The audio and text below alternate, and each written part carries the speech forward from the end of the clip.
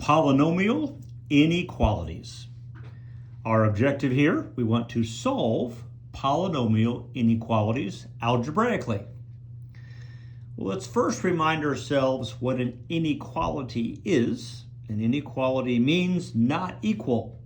So it's a mathematical statement that involves less than, greater than, less than or equal to, greater than or equal to, or not equal to.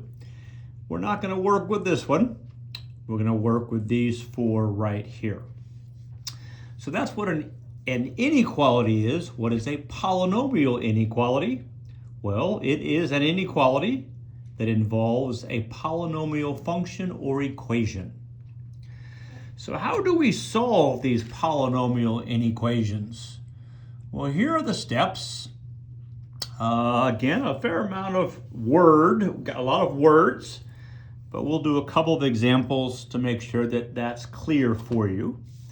Our first step, as necessary, we want to express the inequality in the form polynomial inequality sign 0. In other words, we want to express the inequality where 0 is on one side of the inequality. Step 2, we want to set the inequality equal to 0, and we want to solve that. Okay, so this is the polynomial is equal to 0 and solve that. The real solutions that we come up with are what are called boundary points on the number line, which in our case represents the x-axis. Then we're going to locate and sketch these points, these boundary points on the number line, again on the x-axis, which will divide the number line into intervals. And then we're going to choose a test value, a value that is within each interval, and we're going to evaluate the function right here at that number. If the value is positive, if the value of the test value is positive, then the value of the function is positive for all numbers in that interval. If the test value put into the function is negative, then the value of the function is negative for all numbers in the interval. And then we're going to write the solution set in interval notation, selecting the intervals and then select the intervals that satisfy the given inequality. And we can check our solution either in the original inequality or else using the graph. And I think I'll be using the graph, I think, for these to show you how that works.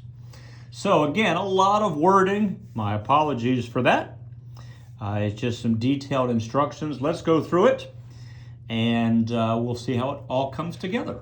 So example number 1, we'll do 2 examples here. They take a little bit of time. It's not the hang on a second. It's not super fast. It takes maybe 5 or 10 minutes or so. So we want to solve the inequality. Let me pull this down so I can see my steps up there. We want to solve the inequality 4x squared is less than or equal to 1 minus 2x. And we want to write the solution set in interval notation. Well, here's where step 1 comes in. This does not have a 0 on one side. So as necessary, we want to express the inequality, polynomial inequality sign 0. So step 1 is necessary here. We have the inequality 4x squared is less than or equal to 1 minus 2x. I'm going to add 2x to both sides, subtract 1 from both sides, and I'll have 4x squared plus 2x minus 1 is less than or equal to 0.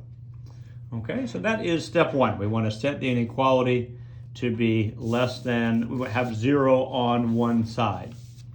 Okay, let's notice in our inequality, our polynomial, we're looking for x's that give us a negative or equal to solution. Whatever is over here will be negative or equal to 0.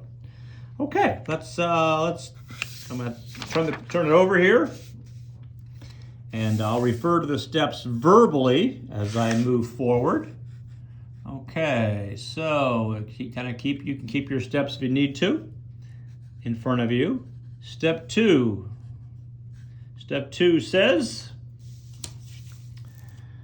set it equal to 0 and solve the equation. Okay, so my inequality, if I change it to equal to 0, my polynomial, which is a quadratic, by the way, is 4x squared plus 2x minus 1 is equal to 0. Okay, so step 2, set the function equal to 0 and find the solutions. Okay, this is a quadratic. I'm going to use the quadratic formula because I know it's not factorable. X is equal to opposite b plus or minus square root. B squared, well, b is 2, so 2 is 4, squared is 4, minus 4 times a, which is 4, times c, which is negative 1, all over 2 times a. A is 4, so 2 times a is 8. So before I move forward, I like to solve the radicand either in my head or with a calculator. So negative 2 plus or minus, this is 4 plus 16, and that would be 20. So I just solve the radicand and then write the rest of it out. There we go. Well, 20 can be simplified. It's 4 times 5, so it's 2 root 5. So this is x is equal to negative 2 plus or minus 2 root 5 over 8. And I can then, the 8, I have a common factor of a 2 in both my numerator and my denominator. So x is equal to negative 1 plus or minus root 5 over 4. Since these are going to be boundary points on a number line, let's approximate these. So negative 1 plus root 5 over 4 is approximately 0.3 to the 10th. And negative 1 minus root 5 over 4 is approximately negative, oops, I want to put a 0, it's approximately negative 8/10. So those are my solutions, again, approximated here. Find the solutions to this equation. These are our boundary points. Okay, so step 3. These solutions, I have a quadratic. This quadratic has 2 real solutions, positive 0.3 and negative 0.8. And so I'm going to come over to here. I'm going to draw a number line which will represent the x-axis, and I'm going to simply put down 0.8, we'll put it there, and we'll put 0.3 here. Okay, now let's notice we knew that we can be equal to, remember our inequality said equal to, so these are going to wind up being closed circles. Okay, so let's make a note of that. They're closed circles. They're included because our inequality is also equal to. We have an equal to in our inequality. And let's notice these are our boundary points. We now have 3 intervals. This interval goes from negative infinity to negative 0.8 with negative 0.8 included. This interval goes from negative 0.8, whoops, my 8 not very clean there, negative 0.8 and 0.3 included, and this interval goes from 0.3 up to positive infinity. So I have these 3 intervals, one on the left, in the middle, and on the right. Okay, now we're going to choose a representative number in each interval. And we're going to apply our function to that number. So here is step 4. Okay, and I'm going to do it this way. I'm going to put the interval in column 1. going to put the test value in column 2, and I'm going to put the result in column 3. Now remember, let's go up to here. This is what we're trying, this is the function we're trying to work with right here, 4x squared plus 2x minus 1. So I'm just going to write that down right here, 4x squared plus 2x minus 1. Okay, we want that to be negative or equal to 0. So the interval, the first interval I'll choose is the one on the left here. I'll go left to right. And this interval goes from negative infinity to negative 0.8. And I'm going to choose a test value between these two. I keep it as simple as I can. Negative 1 is between those two. Negative 1 is barely to the left of negative 0.8. So what is the result? Well, negative 1 needs to go into our function, our quadratic. So 4 times negative 1 squared plus 2 times negative 1 minus 1, and that is equal to 1. If I put this in my calculator, and that is a positive value. Remember, we wanted negative values. We already know the equal to 0 values, but we want negative, so that's not going to work for us. We don't want positive. So this interval's out. Let's choose a point between, in this interval, the interval here goes from negative 0.8 to 0.3, and whenever I can choose 0, I do so. 0 is in this interval. I always look for 0s and 1s. If I can choose 0s and 1s, I'm in a good place. They're very easy, to work with. And let's see the result if we test the value of 0. 4 times 0 squared plus 2 times 0 minus 1, and that gives me negative 1. Well, that's a negative value. We wanted a negative value, so we want to keep this one. We know this interval is a good interval for our inequality. And now let's choose our third interval, which is the interval on the right, which goes from positive 3 up to positive infinity. And again, 0s and 1s are my friends. 1 is just to the right. Whoops, positive 3, not negative 3. Sorry about that. 1 is a little bit to the right of positive of 0.3. So now I'm going to test the 0.1. So 4 times 1 squared plus 2 times 1 minus 1. And out comes the value of 5. That value is positive. I don't want positive. Remember, I was looking for negative, less than, or equal to. So I know. Step 5, let's put it together on our number line, our x-axis. Okay, I knew, here's negative 0.8, and I knew that was equal to, so I'll put a closed circle on that one. Here is, whoops, I keep wanting to make my 0.3 negative. Here is 0.3, so now where is the function negative? It's negative in the interval between those two. It's negative in here, okay? Whoops, sorry about that. I'll get my paper up there for you. So there you go, that's my answer.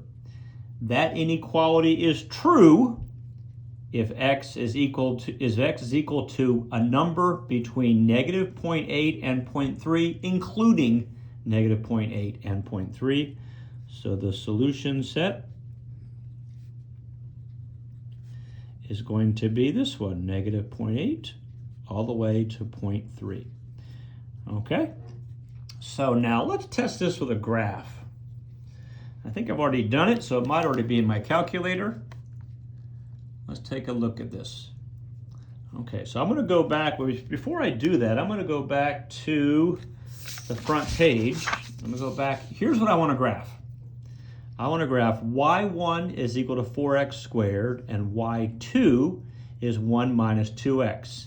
And I want the graph of this one to be below, that's what the negative symbol means, the 4x squared graph, where is it below the 1 minus 2x graph? This is a quadratic, it will graph as a parabola. This is a linear function, it will graph as a line. So where is this quadratic below the graph? Where is the graph of this quadratic below the graph of this line?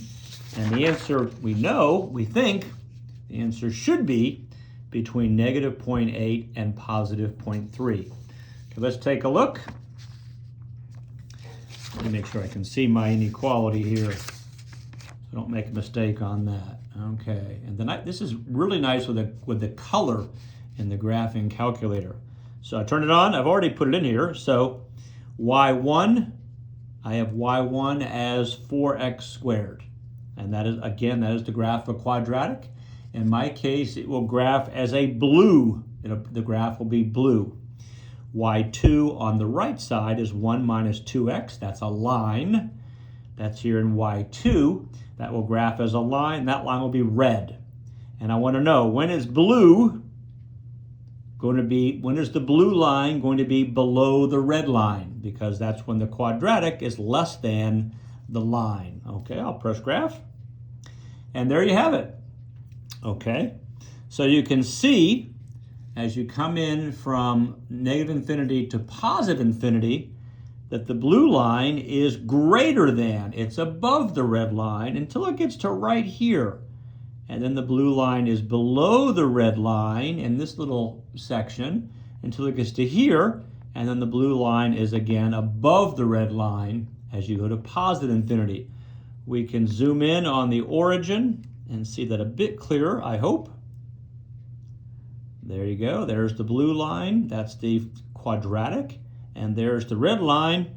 And we kind of missed it up there. So let me go into my window and go just a bit higher on the y. We'll go to 5 on the y.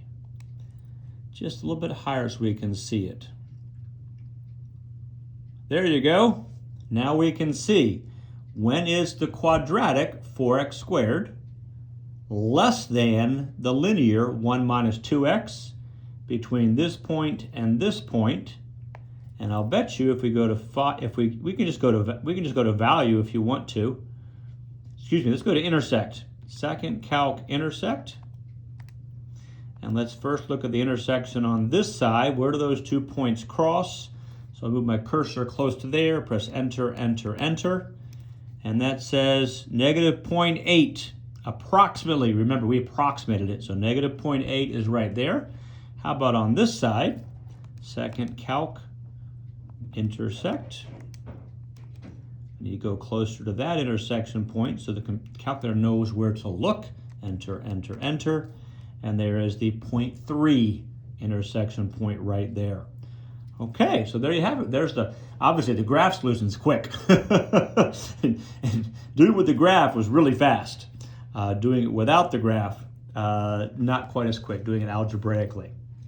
Okay, let's do a second example. And again, give me a moment to get myself organized. Okay, I think I've got it together. Thank you for your patience. Okay, solve the inequality x cubed plus x squared is greater than 4x plus 4. Write the solution set. I don't think I'm straight. Write the solution set in interval notation. There we go. I think I'm in focus too. Okay, so step 1, let's get 0 on one side. So I'm going to move the 4x over and the 4 over, and I have a degree 3 polynomial. Minus 4x minus 4 is greater than 0. Notice we want to be positive and not equal to. Okay, we want this side to be a greater than 0 but not equal to it. Okay, step 2. Let's rewrite it with an equal sign, and then let's solve that polynomial for its real roots. So x cubed, and this one has been rigged for us. Minus 4x minus 4 equals 0. This one can be solved by a factor by grouping. I can remove an x squared from the first two terms, and I'm left with x plus 1, which means I need an x plus 1 in the second, and I need two x plus 1s, so I'm going to take out a minus 4. Minus negative 4 times x is negative 4x, negative 4 times positive 1 is negative 4. The goal, of course, is to get those two to be the same. So I can now factor again.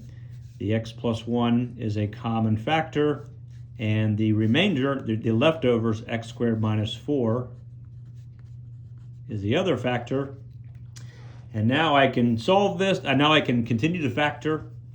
X plus 1 is already simplified. This is a difference of squares, which factors as x plus 2 times x minus 2.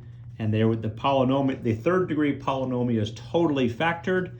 We know our boundary points, x equals -1, or x equals -2, or x equals +2 satisfies this, this equation. And so step 3, we know our boundary points are going to be -2. I'll put -2 about here, -1, and +2. I'll put it over here. How about that? I am positive but not equal to, so I know I'm going to have open circles on my graph here. And my regions, my intervals, are from -infinity to -2, from -2 to -1, from -1, I'm correct, to 2, and from 2 to infinity. Notice I use parentheses because these boundary points are not included because I do not have an equal sign up here. So I have 4 intervals that I need to find a test value and to test for. And again, I'm looking for positive. So step 4, okay, interval, test value, and result. In this case, I'm looking right here. I want the result of this, right? Or this. I want it to be positive. So I'm looking at this polynomial function right here. So I'll just jot that down. So we have it in front of us. It's going to be x cubed plus x squared minus 4x minus 4. Okay, my first interval is this one, from -infinity to -2. I'll pick a number between those two. I'll pick -3. Okay, now I need to test -3 in the polynomial. So this is -3 cubed plus -3 squared minus 4 times -3 minus 4. What a mess, but a calculator handles that beautifully, and out comes -10. That is a negative result, but we're looking for positives. So that interval is not part of our solution set. I'll just put a light line through that. Let's check our second interval between -2 and -1. And I'm going to choose -1.5 between those two. Unfortunately, there's no nice integer. I got to choose a decimal. So -1.5 cubed plus -1.5 squared minus 4 times -1.5 minus 4. If I put this into a calculator, I came up with 0.0875. That's a positive number, and we wanted positive, so we want to hang on to this one. This interval is part of our solution set. Let's now test a test value between -1 and 2. Okay, here's one of my favorites because between -1 and 2 is 0. A big fan of testing 0. 0 cubed plus 0 squared minus 4 times 0 minus 4. Well, that comes out very quickly. No calculator necessary to -4. That is a negative value. I don't want negative values. I want positive values. So that interval is not part of my solution set. And then finally, my fourth interval, as I go from left to right, is between 2 and infinity. A good number for that is 3. So back into the polynomial, the third degree polynomial, 3 cubed plus 3 squared minus 4 times 3 minus 4. That goes into a calculator, and out comes 20. That is positive. I want positive. So my solution set has two intervals, this one and this one. Okay, so let's look at that on the number line. We have this right here, so I'm going to copy that again. Here's my number line. And my boundary points were -2 and -1 and +2. And I know we are not equal to, so I have open circles on those. And between -2 and -1, I got a positive. So that's part of my solution set.